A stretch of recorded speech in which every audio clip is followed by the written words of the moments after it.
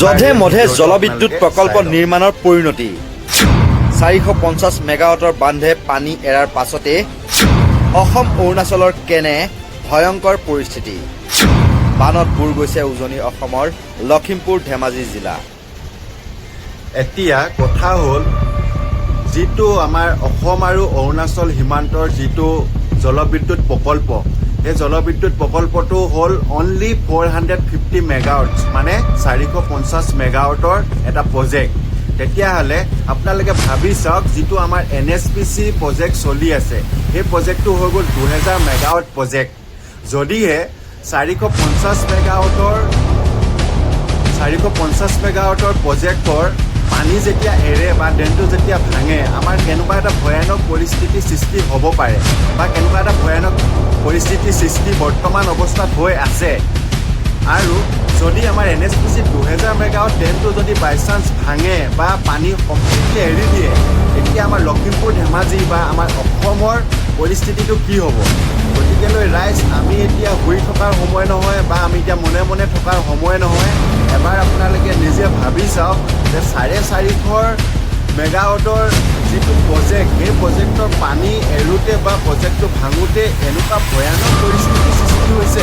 গতিকেলৈ 2000 মেগাৱাটটো কেনেকুৱা এটা পৰিস্থিতিৰ সৃষ্টি হ'ব বা আজি হোৱা নাই, কালি হোৱা নাই, আমাৰ ভৱিষ্যত আহিব লগা প্ৰজন্মৰ কাৰণে হয়তো এইটো হ'বগৈ পাৰে বা এতিয়াও হ'ব পাৰে।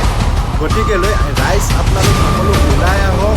আমাৰ দল সংগঠনবিলাকক মই এটাই অনুৰোধ জনাম, সকলো ওলাই আহক। যিটো NSPC 2000 মেগাৱাট ড্ৰেইন যিটো বনাই আছে, অতি সোনকালে ড্ৰেইনটো বন্ধ কৰিব লাগে, অন্যথা ড্ৰেইনটোৰ যিটো মেগাৱাটটো বন্ধ কৰিব লাগে। অন্যথা আমাৰ যিখিনি আমাৰ দল সংগঠন আছে, আমাৰ যিসমূহ ৰাইজ আছে, গণ্যমান্য ব্যক্তি আছে, সকলো ওলাই আহক, আমি প্ৰতিবাদ কৰিম। যিহেতু ৰাইজে ৰজা, ৰাইজৰ ওপৰত কোনো নাই। গতিকেলৈ ৰাইজে যিটো কৰিম বুলি ভাবে, ৰাইজে প্ৰত্যেকটো কাম কৰিব পাৰে। গতিকেলৈ মোৰ এটা বিনম্ৰ অনুৰোধ, আমাৰ সকলো ৰাইজ ওলাই আহক। ওলাই আহি যিটো NSPC 2000 মেগাৱাট প্ৰজেক্ট যিটো বনি আছে, আমি বন্ধ কৰিব লাগে, নতু মেগাৱাটটো কমাব লাগে। নহ'লে অনাগত দিনত কেনেকুৱা এটা ভয়ংকৰ পৰিস্থিতিৰ সৃষ্টি হ'ব পাৰে, সেইটো আপোনালোকে কল্পনা কৰিব নোৱাৰিব।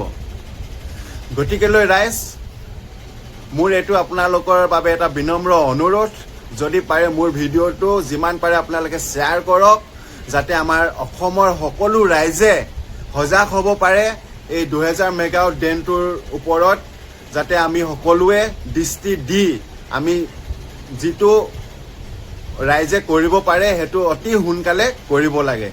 ধন্যবাদ।